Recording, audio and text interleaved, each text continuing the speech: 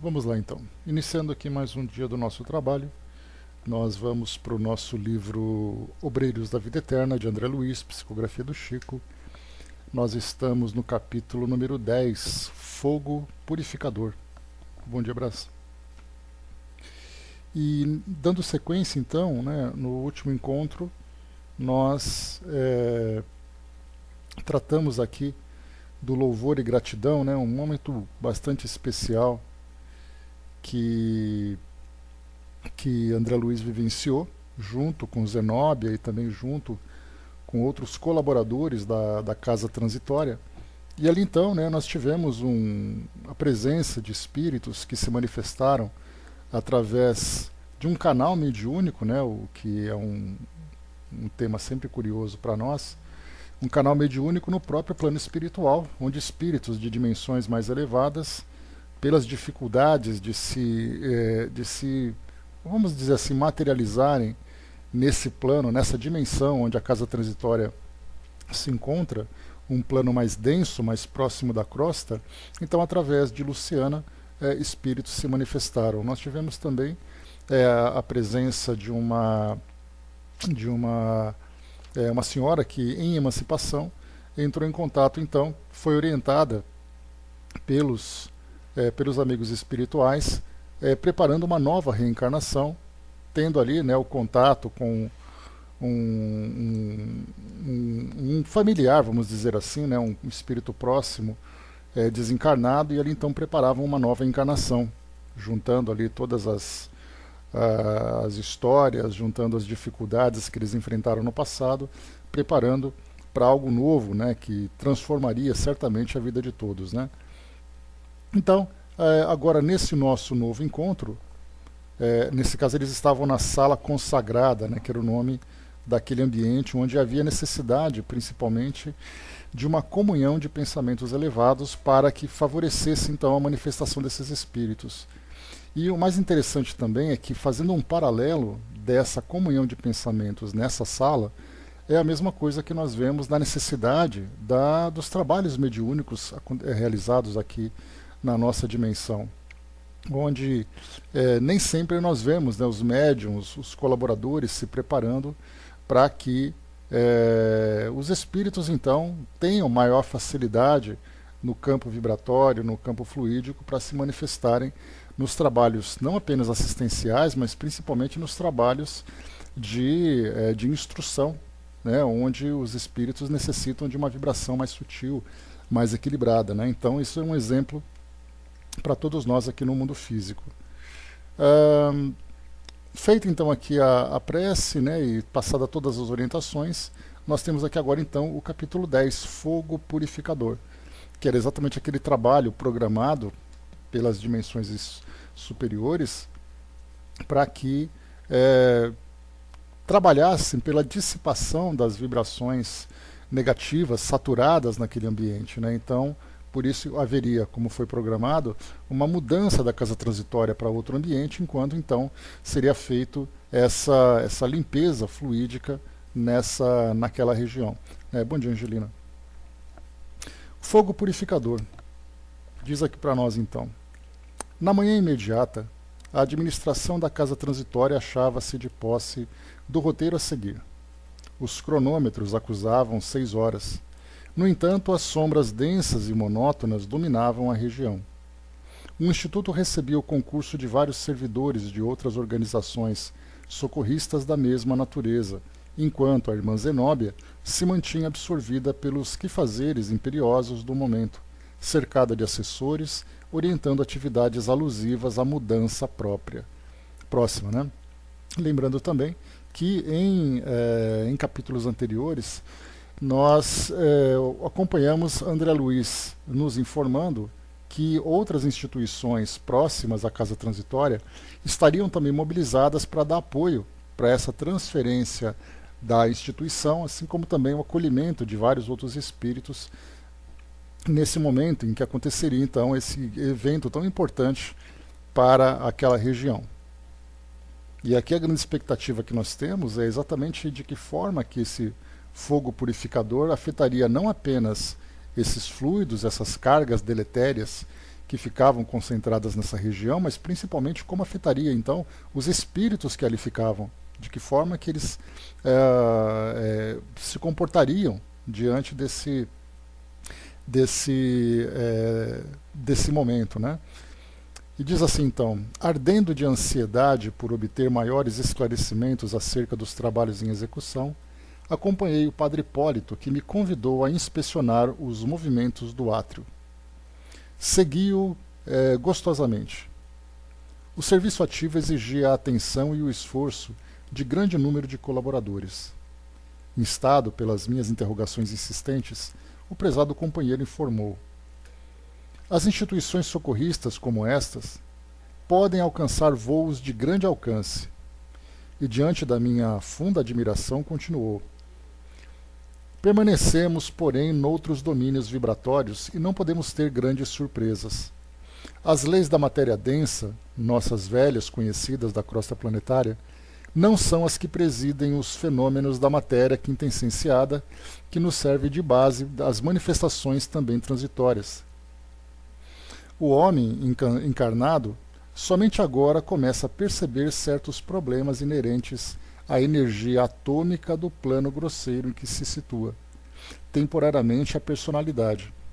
Como você não ignora, as descargas elétricas do átomo etéreo, em nossa esfera de ação, ensejam realizações quase inconcebíveis à mente humana.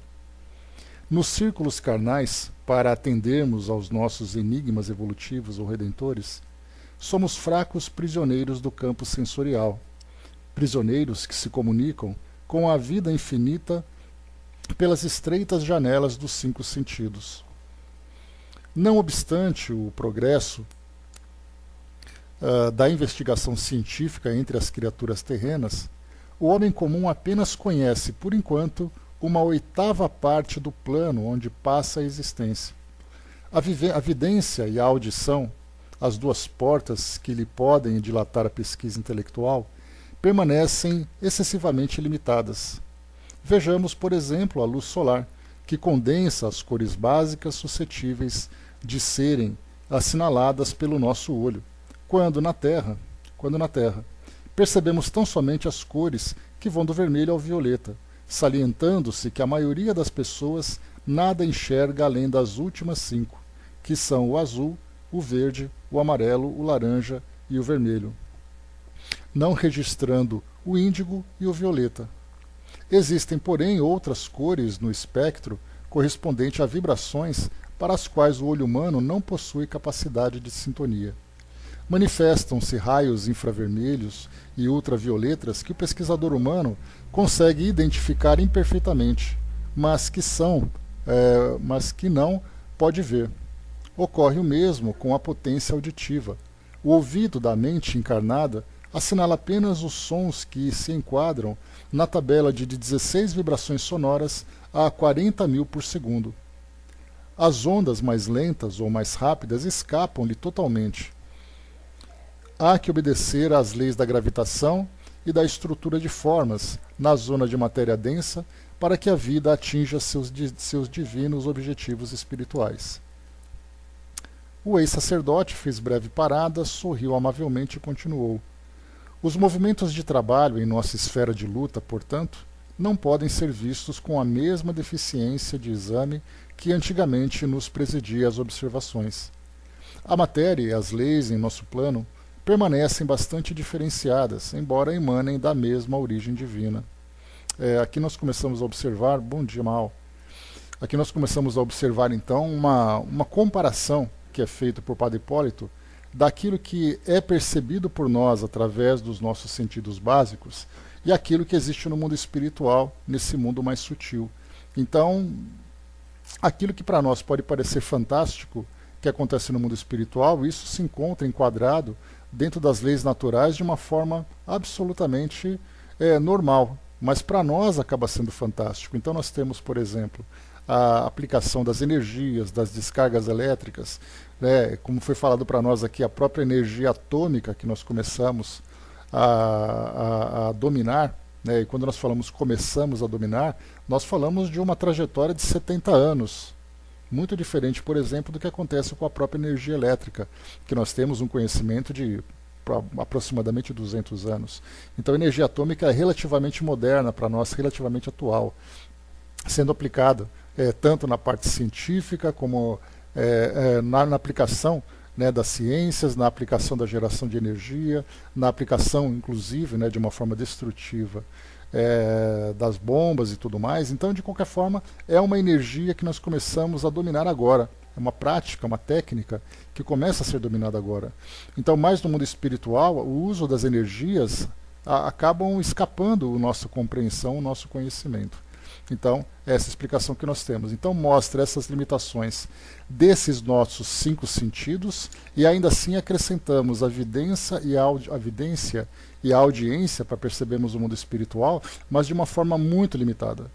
São raros os médiuns que têm ali uma plena percepção daquilo que acontece à sua volta nessa dimensão espiritual através da vidência e da audiência, porque os demais sempre têm ali uma limitação. Não é uma visão contínua, por exemplo, só para a gente poder perceber como isso é limitado. Nós não temos, por exemplo, médiums que ficam ali 24 horas conectados com essas duas dimensões. Então há necessidade de uma concentração, de um estímulo, de uma situação que facilite essa percepção. Mas, de um modo geral, os médiums também acabam tendo uma percepção muito escassa daquilo que acontece no mundo espiritual. Mas já é alguma coisa, né, que mostra para nós essa movimentação em torno de nós no que diz respeito à dimensão espiritual. E continua aqui com as suas explicações. No Brás lembrou ali, né, já algo assim sobre os efeitos dos raios na psicosfera da Terra, né? Pois é, Brás, o efeito das energias sobre os fluidos, né, nós acompanhamos aqui nos textos que chegam para nós do mundo espiritual. Tanto assim que nós falamos do próprio passe, por exemplo, o efeito do magnetismo sobre o nosso campo perispiritual, dissipação de energias e tudo mais, ou de fluidos, né, que ficam concentrados, trazendo para nós tantos problemas, né, principalmente no campo da saúde. E então nós vemos isso aqui nos textos, vamos dizer assim, a título de revelação. Mas na nossa ciência isso não é percebido ainda. Então por isso que é colocado aqui pelo Padre Hipólito que nós temos uma percepção ainda muito limitada do que acontece em torno de nós. Mas nem por isso deixa de acontecer, né? Então, as considerações eram sumamente interessantes para mim, em tal conjuntura, apesar de já não ser leigo no conhecimento da aplicação de energia elétrica na colônia espiritual em que eu mantinha a residência. Aqui ele fala sobre a proteção, as descargas elétricas. É o trabalho que foi descrito para a proteção da colônia. O estimado amigo... deixa eu ver aqui, não, ainda não. Tá. As palavras de Hipólito tinham a virtude de aliviar-me o cérebro atulhado ainda de reminiscências viciosas da crosta. Ou seja, né, aquela curiosidade natural de um aprendiz ainda, né, com aquela ideia vinculada ao mundo físico, né, querendo saber de tudo, perguntando tudo. Então ali o Padre Hipólito pacientemente esclarecia André Luiz nas dúvidas que ele tinha. E sorte nossa também que André Luiz era um grande curioso, né, porque isso acaba facilitando para nós o aprendizado. O estimado amigo, não obstante, reconhecera a leveza na substância etérea, em comparação com os fluidos grosseiros que constituem os corpos terrenos. Chamou-me a atenção para o esforço hercúleo dos trabalhadores que articulavam diversos serviços atinentes à próxima modificação. A tarefa exigia decisão e boa vontade, assombrando o ânimo mais forte. A utilização de recursos ali, naquela casa de benemerência, insulada em tão escura paisagem, custava inauditos sacrifícios. A densidade da região influía inequivocadamente nos serviços e os colaboradores despendiam atividades de gigantescas proporções. Aqui o que ele quer comentar é que para nós é muito difícil termos uma ideia, porque nós falamos de energias, né, de um campo bastante sutil.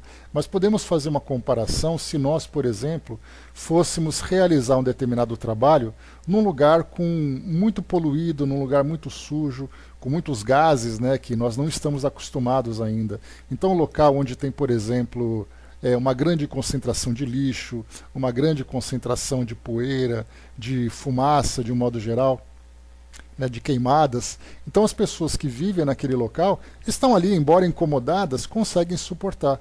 Mas alguém que não tem hábitos, né, basta fazer uma comparação simples, alguém que vive numa pequena cidade no interior do Brasil, onde tem ali natureza, onde tem mata, onde tem ali um ar mais puro, de repente se muda para uma grande cidade, como é o caso de São Paulo, e vai viver exatamente no centro da cidade, onde tem aquela parte do efeito estufa, uma grande concentração de poluição. Ele começa a ter problemas respiratórios, começa a ter ardências, começa a manifestar ali uma série de doenças por causa dessa concentração. Então nós podemos imaginar no plano espiritual, tirando essa parte da poluição, e falar sobre essas energias concentradas. Um espírito que não está acostumado com essa densidade e com os efeitos dela, certamente acaba sentindo. Então nós já tivemos alguns relatos de espíritos que tinham que ser deslocados desses locais para poderem se refazer, porque começava a sentir assim aquela tontura, aquele mal-estar e até mesmo a perda dos sentidos, por causa dessa concentração. Então aqui nós vemos que uma instituição que atua e que se concentra num local com uma densidade tão grande dessas energias, como se já não bastasse ter que conviver naquele local, ter que viver naquele local, ainda tem que realizar tarefas de grande complexidade. Então vemos assim que não é para qualquer um fazer esse tipo de trabalho. O espírito realmente tem que estar adaptado e preparado para esse tipo de tarefa. Por isso, mais uma vez, é colocado para nós. A densidade da região influía inequivocadamente nos serviços, e os colaboradores despendiam atividades de gigantescas proporções. Afinal de contas, nós falamos aqui de uma mudança de localidade de uma instituição inteira.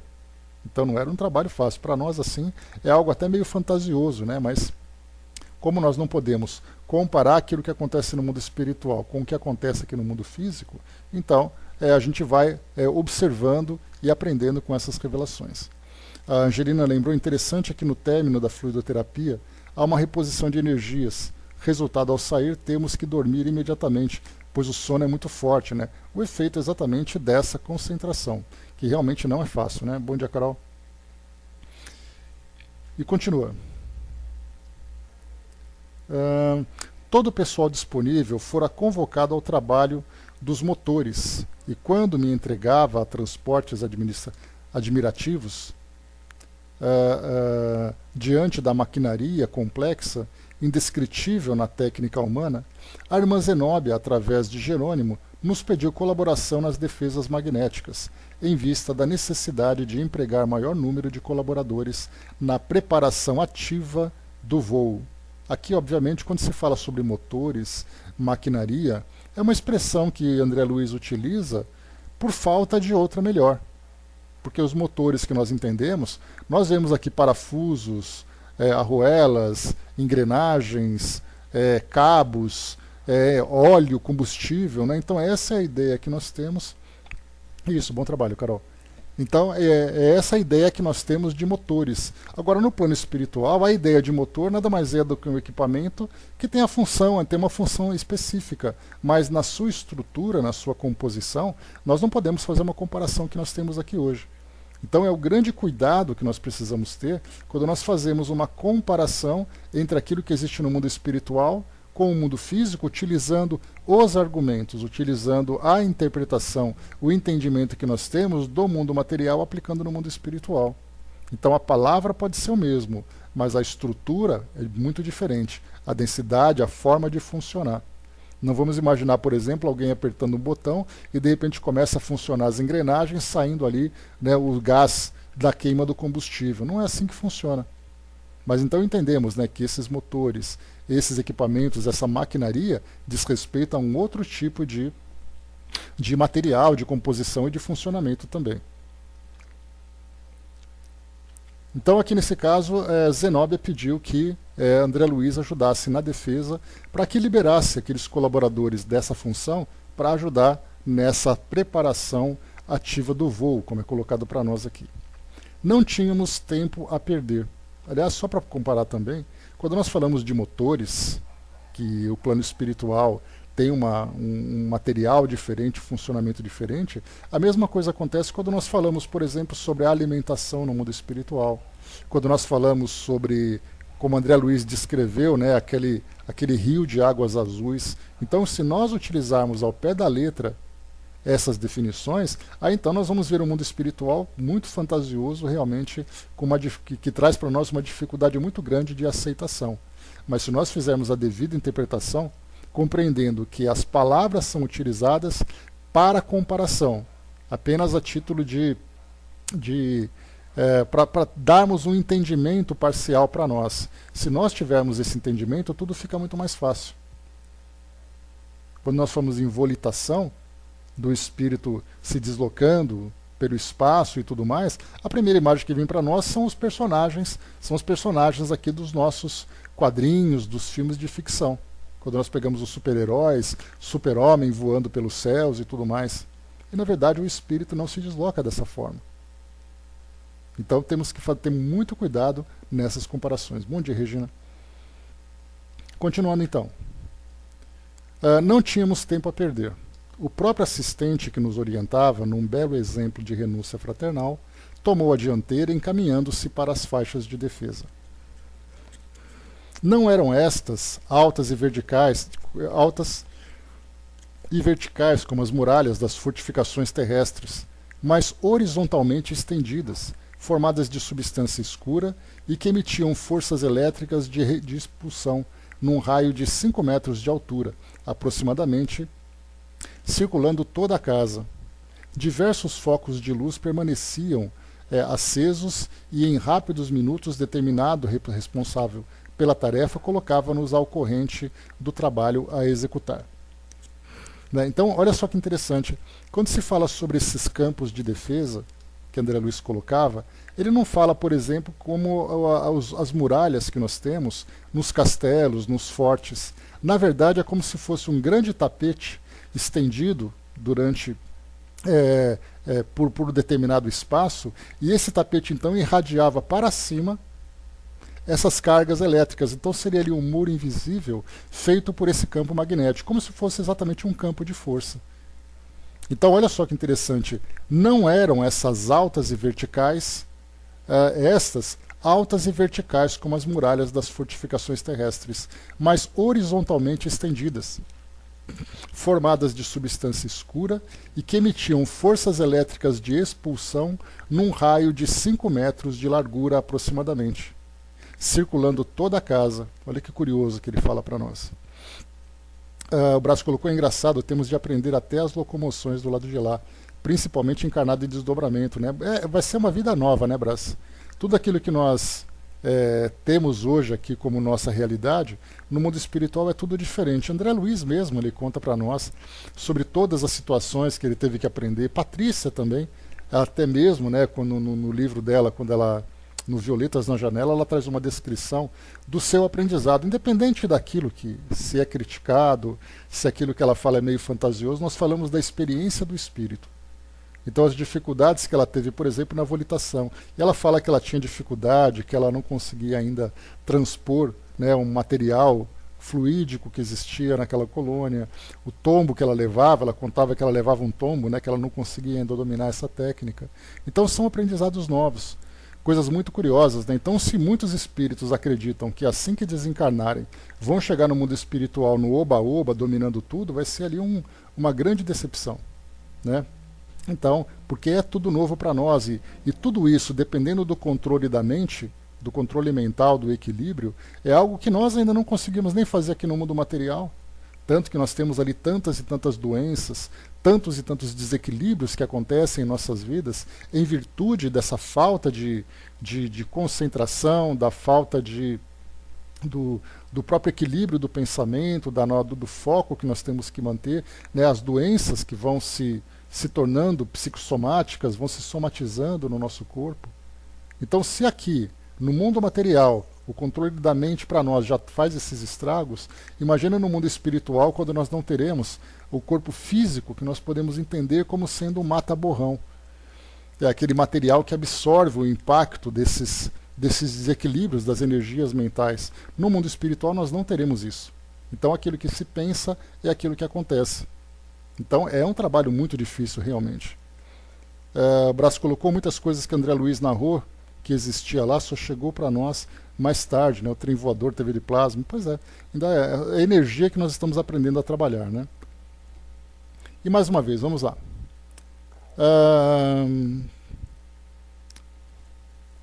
Falamos aqui sobre aquelas barreiras, né? Velaríamos pelo funcionamento regular de certos aparelhos geradores de energia eletromagnética, destinados à emissão constante de forças defensivas, e vigiaríamos o setor que nos fora confiado de modo a sanar qualquer anormalidade. Finalizando as explicações, assegurou o colaborador: temos determinação para receber todos os sofredores que se apresentarem renovados, facultando-lhes ingresso ao pátio interno. Nas últimas horas, a irmã Zenóbia e os demais administradores da instituição ordenaram acolhimento a todos os transviados que se aproximassem de nós, com sinais legítimos de transformação moral para o bem. Isso aqui acabava sendo efeito daquilo que o padre Hipólito fez naquela região do abismo. Quando então ele fez proferiu aquela palestra, né, fez aquele discurso para despertar aqueles espíritos que se encontravam em desequilíbrio, em tanto sofrimento, falando da necessidade de renovação, falando da importância dos espíritos trabalharem-se intimamente, vendo o passado, o presente, planejando-se para o futuro. Então aquele discurso ele foi muito intenso para aqueles espíritos, e muitos deles realmente mostravam disposição de transformação, mas dependeria então deles a busca por esse resgate, por essa assistência. Não apenas uma necessidade imediata de serem socorridos, porque a necessidade imediata trata daquela dor que ele está sentindo, mas não necessariamente mexe com a sua renovação interior. Então aqueles que mostrassem não apenas assim, eu quero ser ajudado, mas eu quero ser ajudado para realmente me transformar e dar continuidade, para aqueles espíritos que exteriormente mostrariam assim, olha, eu estou sofrendo, eu quero ajuda, mas ele não tem essa predisposição de mudança interior, então não adiantava tudo isso. Então eles estavam preparados já para esse momento, como se acrescentasse nesse trabalho essa mudança, esse fogo renovador que vai existir nesse local. O Brás lembrou duas coisas a primordial em projeciologia: consciência do seu espírito e perder medo de altura, né? E manter isso tudo é muito difícil, né?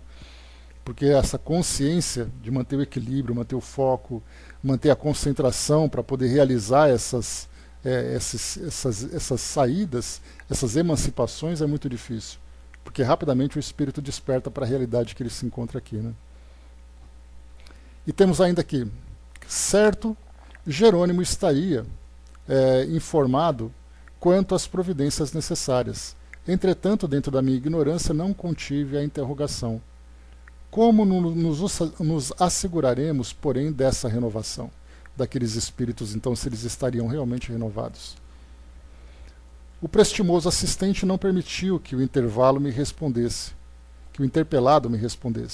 Adiantou-se ele mesmo e informou: os sofredores, já modificados para o bem, apresentarão círculos luminosos característicos em torno de si mesmos, logo que estejam onde estiverem. Concentrem suas forças mentais no esforço pela própria retificação.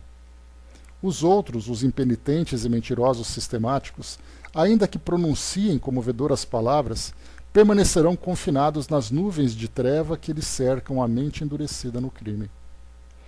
O esclarecimento era bastante significativo, e silenciei, satisfeito, compreendendo mais uma vez a grandeza da purificação consciencial, em lugar dos protestos verbalísticos que se fazem através dos jogos brilhantes da palavra. Entregávamos-nos tranquilos ao trabalho quando o indescritível choque atmosférico abalou o escuro do céu. Clarão de terrível beleza varou o nevoeiro de alto a baixo, oferecendo, por um instante, assombroso espetáculo. Então nós podemos imaginar aquele grande relâmpago, né, que corta o céu, aquele grande clarão, que ao mesmo tempo é belíssimo, por outro lado ele acaba apavorando aqueles que são mais sensíveis, né, a esse fenômeno. Não era bem relâmpago conhecido na Terra, por ocasião das tempestades, porquanto as descargas elétricas da natureza sobre o chão denso são menos precisas do que se refere à orientação técnica de ordem visível. Observava-se ali o contrário. A tormenta de fogo ia começar, metódica e mecanicamente. Dominou-me angustioso pavor, mas o assistente Jerônimo revelava-se tão calmo que a sua serenidade era contagiante. É o primeiro aviso da passagem dos desintegradores, explicou-nos solícito. À distância de muitos quilômetros, víamos os clarões da fogueira ateada pelas faíscas elétricas na desolada região. Decorridos alguns minutos, chegaram novos reforços para a guarda. Todos os servos do bem em trânsito na casa transitória foram chamados a cooperar na vigilância.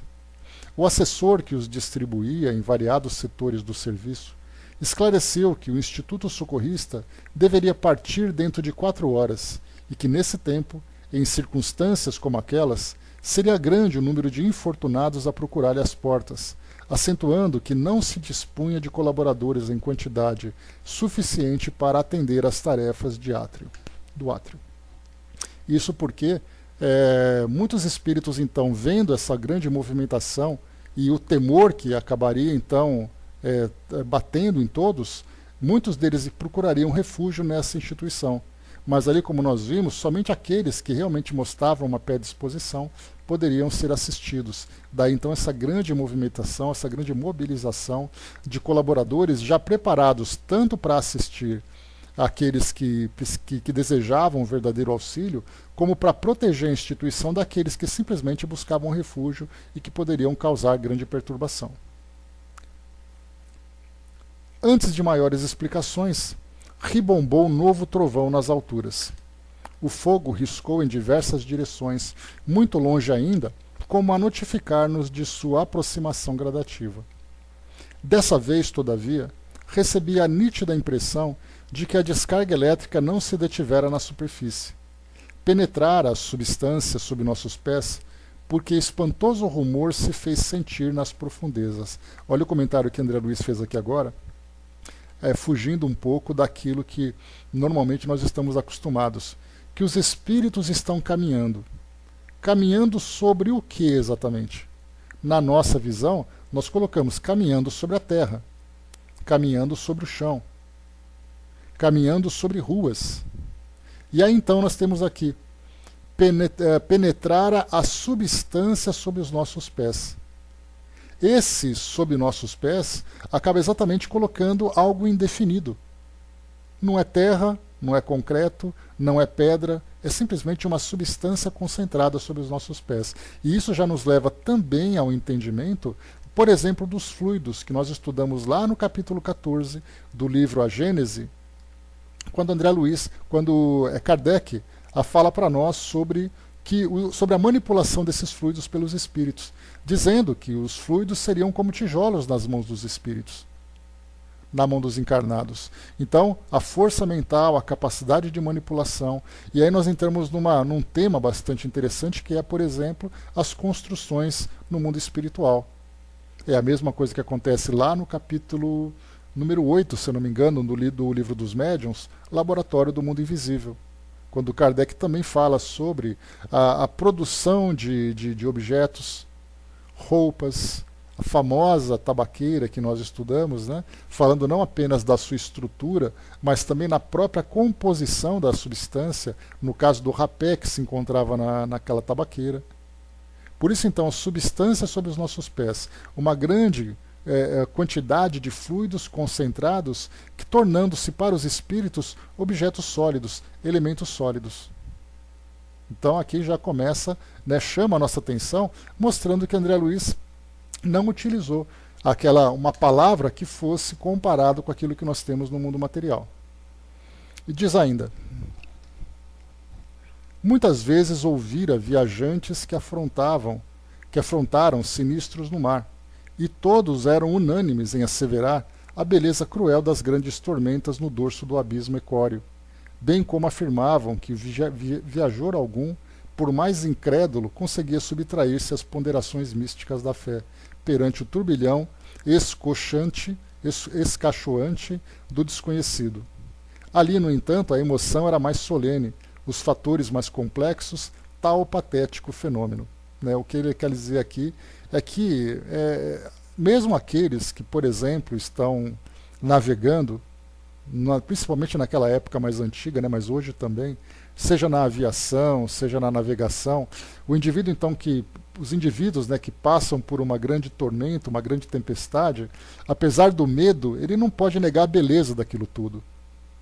Quando a gente vê assim, assiste a um filme, vê fotografias, vê vídeos, e vê aqueles navios chacoalhando de um lado para o outro nas ondas, a gente fica deslumbrado com a beleza da natureza, com a força da natureza, embora o pavor que nos toma quando estamos presentes. Um avião que passa no meio de uma tempestade, raios para cá, chuva para lá. Então é aquele medo somado com o deslumbramento. Bom dia, André. Por isso ele coloca, eu vou ler mais uma vez aqui para a gente poder compreender, que ele usa palavras complicadas aqui.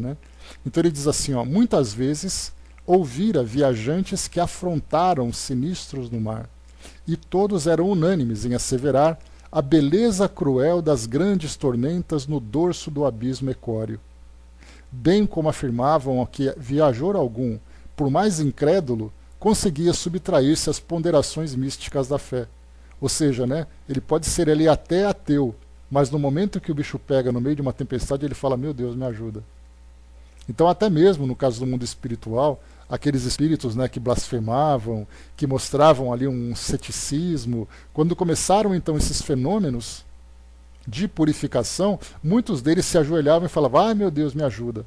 Lembra do Chico no avião, Valei-me Nossa Senhora. Então, nessa hora, ou seja, como diz o ditado também, a gente nunca vai encontrar um ateu numa trincheira, porque quando começam a cair as bombas e os tiros começam a arriscar ali o espaço perto dele, ele vai dizer, pelo amor de Deus, me ajuda.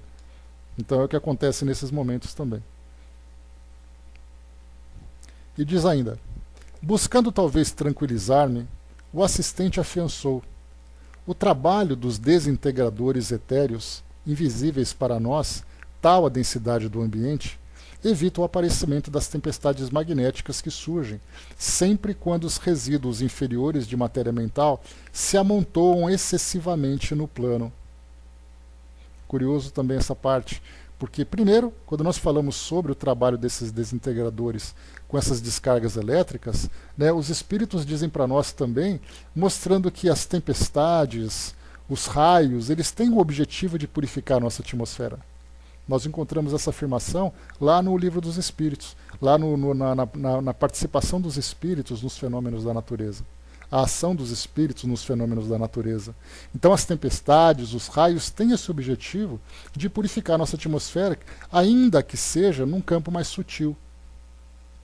Então, se nós não temos uma chuva que limpe aqui as nossas cidades, no que diz respeito a nossa atmosfera, aqui ao ar que nós respiramos, seria aquela grande concentração de poluentes. Nesse caso, nós poderíamos fazer essa comparação, mas usando essa dimensão espiritual. E ele falou para nós aqui ainda que essa grande concentração dessa matéria mental negativa, desses resíduos inferiores, poderia provocar ali essas tempestades magnéticas. Então, também essa concentração. Jerônimo, experiente e bondoso, tentava sossegar meu coração. Todavia, embora soubesse que não nos encontrávamos ainda diante da tormenta de forças caóticas desencadeadas sem rumo, confesso que sentia enorme dificuldade de desincumbir-me das obrigações assumidas, em virtude da minha absoluta despreocupação do que ocorria fora do ambiente de serviço. Desde aquele segundo estampido atordoante no firmamento, a casa transitória de Fabiano entrou em fase anormal de trabalho. Servidores, embora sob impecável articulação, iam e vinham apressados. Lá dentro, cogitava-se das derradeiras medidas com valioso aproveitamento dos minutos. Aparelhos de comunicação funcionavam em ritmo acelerado, anunciando o fato em direções várias, avisando peregrinos da espiritualidade superior, a fim de não se aproximarem da zona sob regime de limpeza. 3/4 dos colaboradores efetivos de Zenóbia cuidavam das providências alusivas ao voo próximo, ou organizavam acomodações para os necessitados que chegariam em bando. Com efeito, justificavam-se as medidas porque ouvíamos agora ensurdecedora algazarra de multidões que se aproximavam. Então começava aquele momento em que muitos espíritos buscariam então abrigo lá na instituição. E aí então vinha a grande dificuldade de separar aqueles que apenas fugiam pela baderna e aqueles que buscavam realmente assistência. Sucederam-se outros ribombos ameaçadores, despejando fogo na superfície e energias revolventes no interior do solo onde pisávamos. Braz lembrou aqui a psicosfera em 1945. Isso potencializava, né, Braz, a impureza nessa dimensão, porque não era apenas aquilo que os próprios espíritos criavam pelo seu estado moral, pelo seu estado mental, mas também trazia a soma de todas as irradiações que acabavam atingindo também essa região. Conforme André Luiz comentou no início, pelo fato de ser uma região, uma dimensão muito próxima da crosta terrestre, era inevitável a influência das energias mentais e dos fluidos que eram emanados aqui do mundo físico. E nós estamos falando de um período em plena guerra. Então dá para a gente imaginar o grande tumulto que era tudo isso. Num livro de Manuel Filomeno de Miranda, não me esqueci agora o nome, eu me lembro que ele tem uma passagem que ele comenta exatamente sobre as guerras que aconteciam aqui no mundo e o efeito que isso provocava sobre os internos de um hospital do plano espiritual, que ele chamava de nosocômio. Então ele dizia assim que muitos internos, naquele estado de semiloucura, de grande perturbação, quando estourou a guerra, eles também ficavam muito agitados, devido à repercussão daquilo que acontecia no mundo físico e afetava o mundo espiritual. Então, quanto mais próximo da crosta terrestre, maior é a troca dessas energias. Isso acontece também do mundo espiritual para o mundo físico. É um canal, uma via de mão dupla, onde nós nos influenciamos continuamente, né? Diz aqui para nós ainda.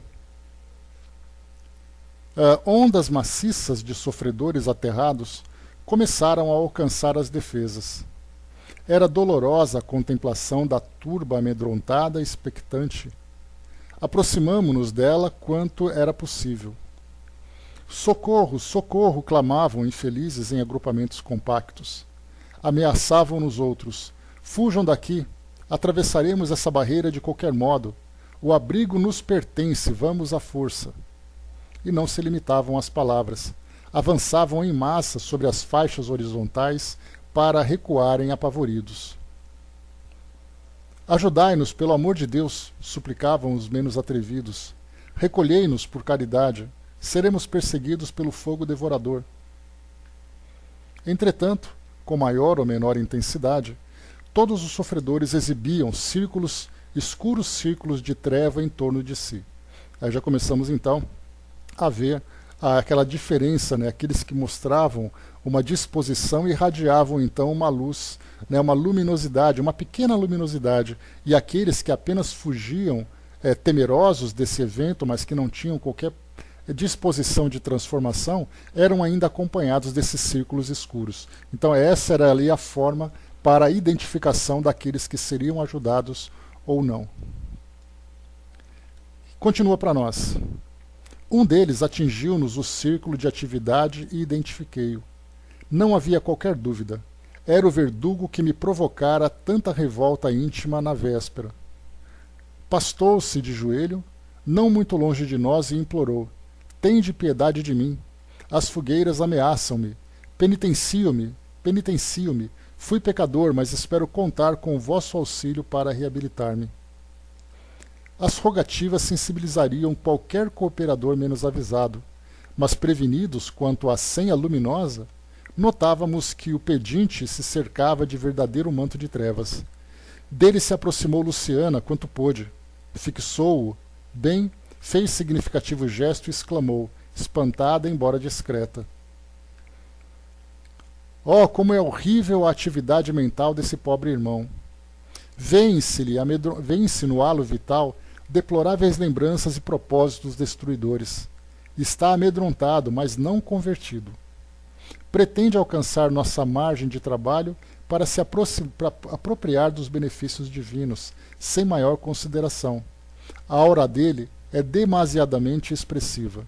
Então, Luciana, que tinha aquele dom, aquela habilidade para sondar o íntimo de cada indivíduo, né, aquela clarividência de perceber aqueles pensamentos mais profundos, então ela conseguiu ler exatamente qual era a realidade íntima desse espírito. Bom dia, Ronaldo.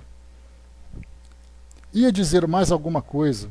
Bastou, entretanto, um olhar do assistente que nos dirigia para que ela se calasse, humilde, reintegrando-se no trabalho complexo que tínhamos em mão. Dilatavam-se fogueiras enormes em direções diversas e raios fulgurantes eram metodicamente despejados no céu. Vasta dose de paciência era despendida por todos nós, para conter a multidão furiosa. Impressionavam-me as formas monstruosas e miseráveis a se arrastarem vestidas de sombra quando começaram a chegar entidades aureoladas de luz. Trajavam farrapos e traziam comovedores sinais de sofrimento. Dando a perceber que desejavam isolar a mente das centenas de revoltados que ali se congregavam em ativo movimento de insurreição, contemplavam o alto e cantavam hinos de reverência ao Senhor em regozijo da própria renovação. Cânticos esses abafados pela algaravia dos rebeldes agitados. Reparava pela expressão de quantos iluminados se aproximavam de nós, que se esforçavam por manter o pensamento alheio às objurgatórias dos maus, temendo talvez o interesse mental pelo que emitiam, circunstância criadora de novos laços magnéticos favoráveis à dominação dos verdugos. Intentavam, por isso, alimentar o máximo desprendimento dos apodos de que lhes eram lançados pela turba malévola e impenitente. Formavam grupamentos de formosura singular. Sublimes quadros de paraíso no inferno de atrozes padecimentos.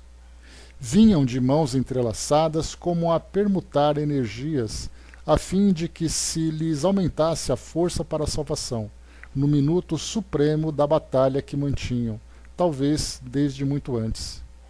E esse processo de troca instintiva dos valores magnéticos infundia-lhes prodigiosa renovação de poder, porquanto levitavam, sobrepondo-se ao desvairado ajuntamento. Emolduravam-lhes a fronte belos círculos de luz, com brilho mais ou menos uniforme.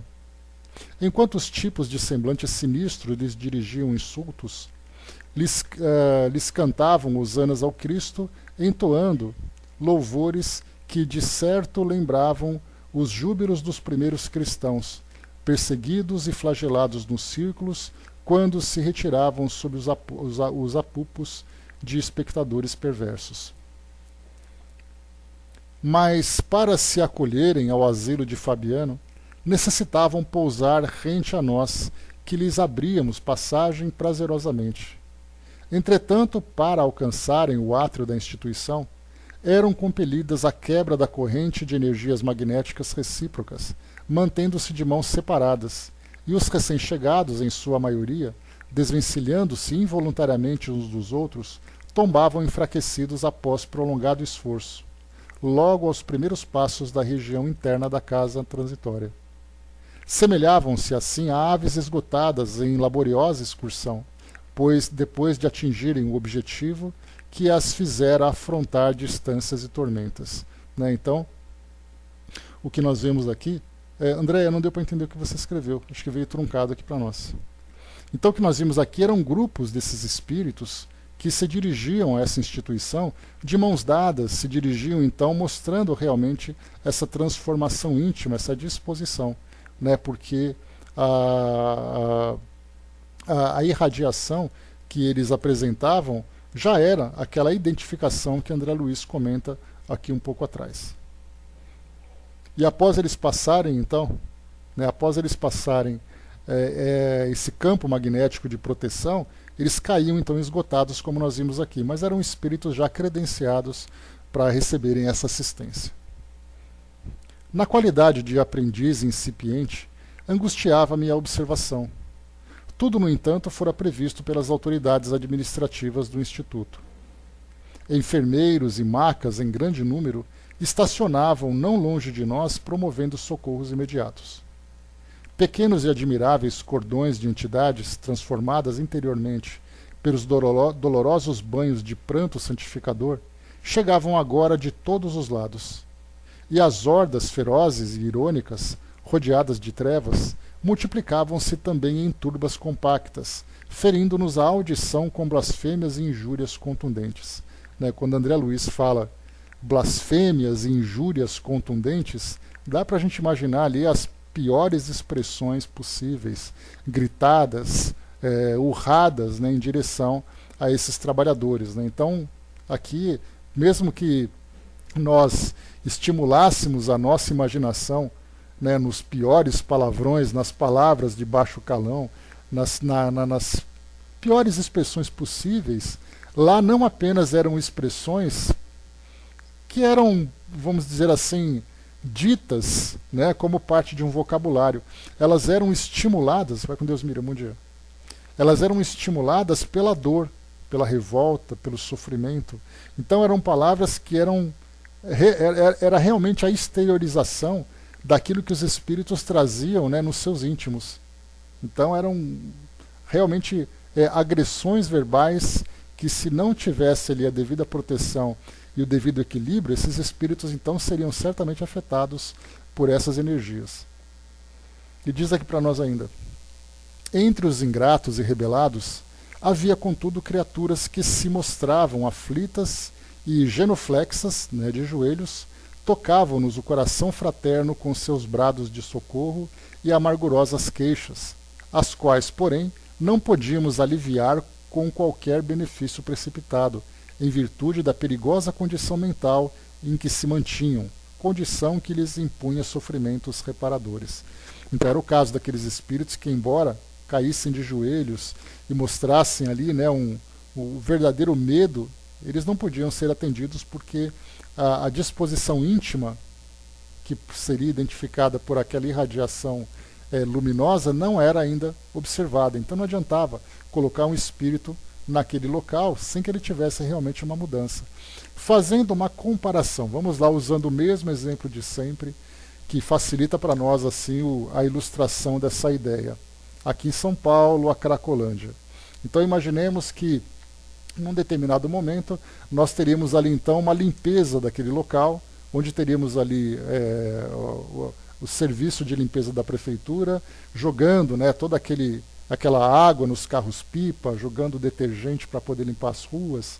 E junto disso nós teríamos ali aqueles grupos de médicos, de psicólogos, de assistentes sociais e também de policiais para dar segurança. Alguns espíritos então pediriam ajuda para poder sair daquele local de sofrimento, onde nós teríamos ali toda aquela limpeza física, material que ali se encontrava. Mas no momento em que aquele indivíduo fosse socorrido, ele rapidamente fugiria daquele posto de socorro e voltaria à rua para poder fazer o tráfico de drogas ou o uso de drogas. Então ele não tinha ali o interesse em ser socorrido. Ele queria simplesmente sair daquela situação. Enquanto que nós tínhamos ali outros indivíduos que realmente iam ao encontro desses profissionais pedindo ajuda. Olha, eu quero ajuda, me tirem daqui, eu vou tentar me esforçar, ainda que fosse doente, tivesse que lutar de uma forma muito dolorosa, né, para sair daquela situação. Então, dá para a gente fazer ali uma pequena comparação, né? No caso da Divina Comédia, né, Brás, a gente tem naqueles círculos mais inferiores situações semelhantes. Nós tivemos, por exemplo, naquele filme Amor Além da Vida, em que o Robbie Williams era o protagonista, uma imagem muito parecida com aquilo que Dante descrevia na Divina Comédia, que eram os suicidas, né? Aquele círculo dos suicidas, as pessoas com aquela cabeça enterrada, né? Então no filme mostra bem isso, que eles procuraram fazer ali criar aquele cenário a partir da descrição de Dante. Então, cabeças enterradas, pessoas que sofriam pedindo para ajuda para sair dali, mas mostravam ainda o mesmo egoísmo, o mesmo endurecimento, a hipocrisia dos falsos religiosos, dos homens gananciosos, né? Então, a mesma coisa, né? Um exemplo bem interessante esse também. E continua. Quase 4 horas difíceis se escoaram, exigindo-nos delicada atenção na tarefa. E agora a passagem era mais sufocante, mais terrível. Serpentes de fogo desenovelavam-se dos céus e penetravam o solo, e começou a tremer sob os nossos pés. O calor asfixiava. Sentindo os elementos vacilantes que nos ladeavam, recordei velha descrição do maremoto de Messina, em que, sob o auge do pavor, diante da natureza perturbada, não sabiam as vítimas como se colocarem a caminho do salvamento, porquanto em torno a terra e o mar e o céu se conjugavam num ciclópico e sincrônico arrastamento. Né? Então, é a mesma coisa também, aquele terremoto, aquela agitação toda, bom dia, Gilda, aquela agitação toda, e eles não sabiam o que fazer, para onde ir. Dá para a gente imaginar algo parecido lá em Pompeia, né, lá na Itália, quando aconteceu então a explosão lá do vulcão, e que as pessoas então se viam envoltas naquela fumaça, naquelas explosões, naquela lava toda, e para onde? Fugir para onde? Fazer o quê? Muitas pessoas simplesmente se encolhiam nos cantos e esperavam as coisas acontecerem. Outras se desembestavam pelas ruas da cidade, tentando fugir para algum lugar, mesmo que isso não fosse possível. Podemos imaginar a mesma coisa também naquele tsunami que atingiu lá em 2004, né, lá na Indonésia. Então, aquele maremoto chegando, as pessoas indo para onde? Se agarravam onde podiam, corriam para onde podiam, se escondiam, sei lá onde, mas certamente ali não teria como fugir. Então, o que André Luiz fala aqui sobre Messina, e a gente pode utilizar, né, esse modelo mais atual aqui para nós também. Continuando. A instituição, através de todos os administradores e auxiliares, operava com indescritível heroísmo. Com franqueza, de minha parte, aguardava, ansioso, o sinal de regresso ao interior, tal a impressão desagradável de que me sentia possuído. Fitas inflamadas do firmamento caíam sempre em meio de formidáveis explosões oriundas da desintegração de princípios etéreos. Quando tudo fazia supor que não havia nas vizinhanças entidades em condições de serem socorridas, soou a clarinada equivalente ao toque de recolher. Enfim, suspirei aliviado. Consoante instruções recebidas, abandonamos os aparelhos eletromagnéticos da defensiva em funcionamento indiscriminado e afastamo-nos apressadamente. Sorvedouros de chamas subiam próximos e tamanha gritaria se verificava em derredor que tínhamos perante os olhos perfeita imagem de vasta floresta incendiada a desalojar feras e monstros de furnas desconhecidas. Será que a gente consegue, né, criar essa imagem na nossa mente de um cenário como esse? Imaginando aquele fogo tomando aquelas florestas, né? Recentemente nós vimos na Califórnia algumas imagens que eram passadas para nós da floresta em chama, das casas sendo incendiadas, e isso não foi filmado, mas dá para a gente imaginar os animais tentando fugir daquilo tudo, toda aquela tragédia acontecendo, né? Aqui o que nós vemos era exatamente ali espíritos nas condições mais deformadas, pelo fato de se mostrarem ainda endurecidos, né, nas suas imperfeições, acontecendo a mesma coisa, fugindo daquela labareda toda, tentando se esconder, do mesmo cenário que nós comentamos há pouco. Atravessamos o pórtico do asilo, seguidos de todos os companheiros que ainda se conservavam no exterior. Escutávamos agora, sem dúvida, né, Andréa? Escutávamos agora o ruído leve dos motores.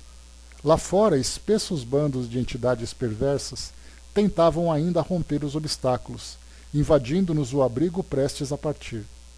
Aflitiva inquietude empolgava-me.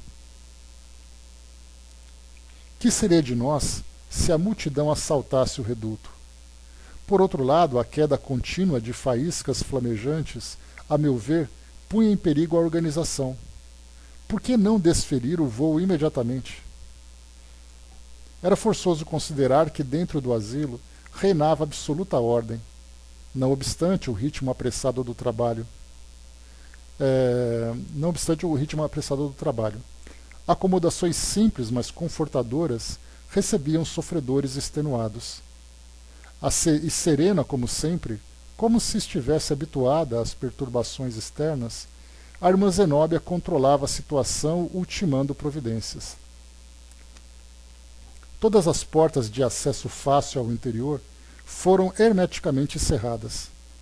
Logo após, a orientadora chamou-nos à vasta sala consagrada à oração e esclareceu que a casa transitória, para movimentar-se com êxito, não necessitava apenas de forças elétricas, baseadas em simples fenômenos da matéria diferenciada, mas também de nossas emissões magnético-mentais que atuariam como reforço no impulso inicial de subida.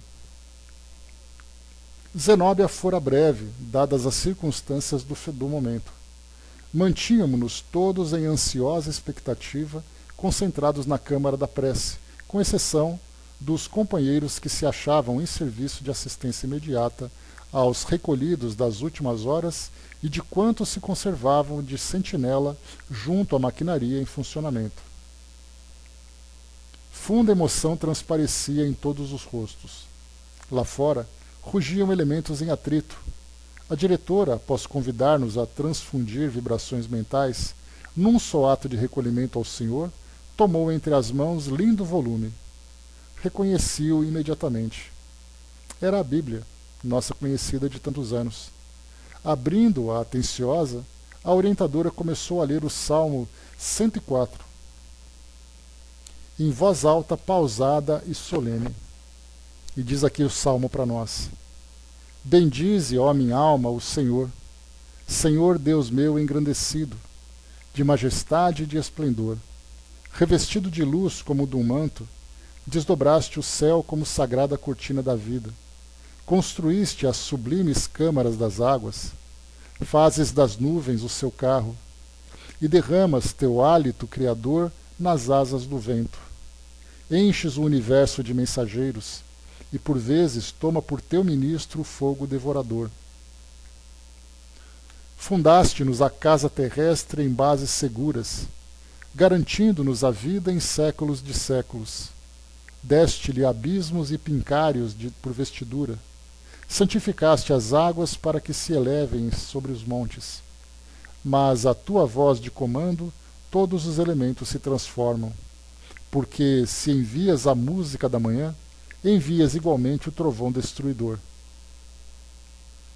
Elevam-se montanhas, descem vales, ao lugar que lhes marcaste, sem que ultrapassem seus limites. Fazes sair, Senhor, as fontes dos vales, fertilizando os montes. Dás de beber aos animais do campo, e sacias a sede e as plantações silvestres, onde as aves do céu guardam seu ninho. Louvando-te dia e noite, irrigas o topo das montanhas, rojando águas do céu, para que a terra seja farta de frutos. A gente lembra que os salmos, eles eram interpretados na época em forma de cantigas, em forma de canções. Então, na verdade, esse era um texto, a letra de uma canção de devoção, né, que nós temos ali nos demais salmos. E continua para nós aqui. Passatempo, bom dia. A leitura do salmo ia em meio quando o instituto, qual vigorosa embarcação aérea, principiou a elevar-se.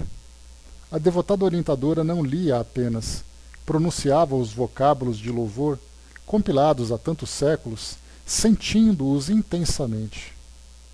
Oh, maravilha!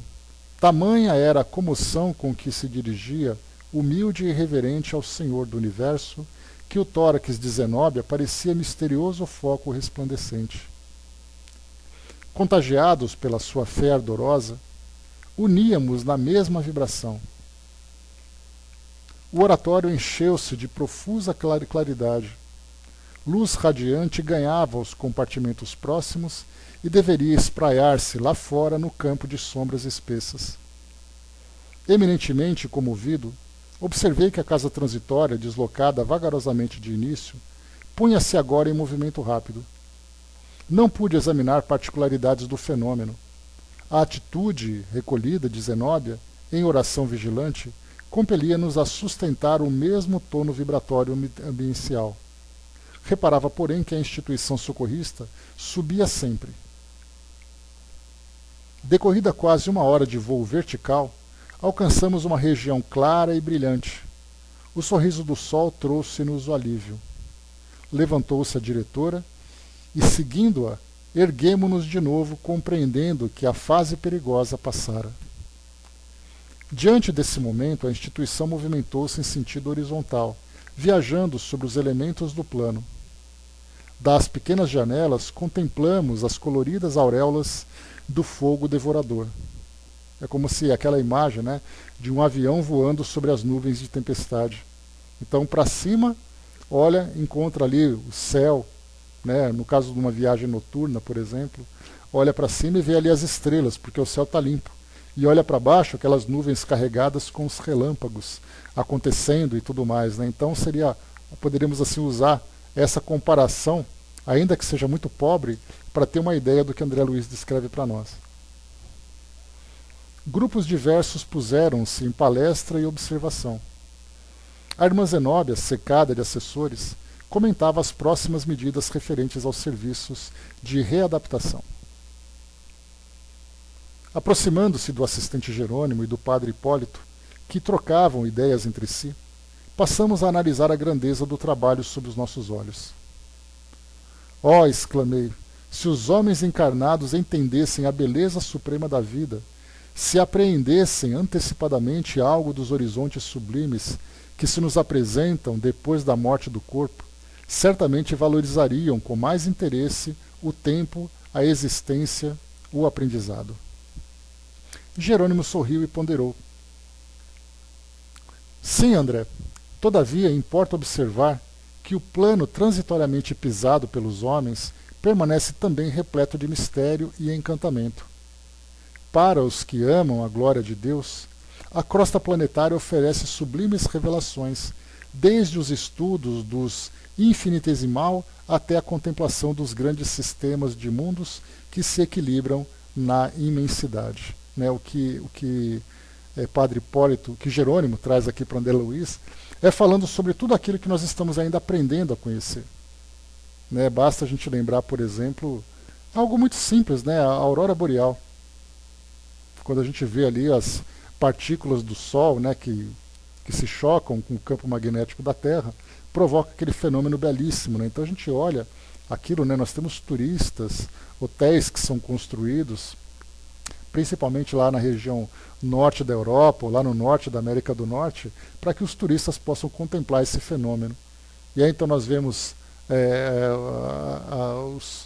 os próprios relâmpagos, nós vemos ali os fenômenos causados nas profundezas dos mares. Então, tanta coisa ainda que nós estamos aprendendo a conhecer e também a compreender do porquê de tudo isso. E nós vamos além, então, pegando aquelas fotografias do telescópio Hubble, por exemplo, sondando ali as profundezas do universo, e a gente vê aquelas nebulosas, buracos negros, pulsares, estrelas que vão se formando, fenômenos belíssimos. Então, se nós estamos hoje aprendendo ainda, descobrindo essas novidades, conforme a nossa tecnologia vai avançando, nós estamos aprendendo a conhecer esses fenômenos no mundo espiritual, então nós nem fazemos ideia do que acontece por lá.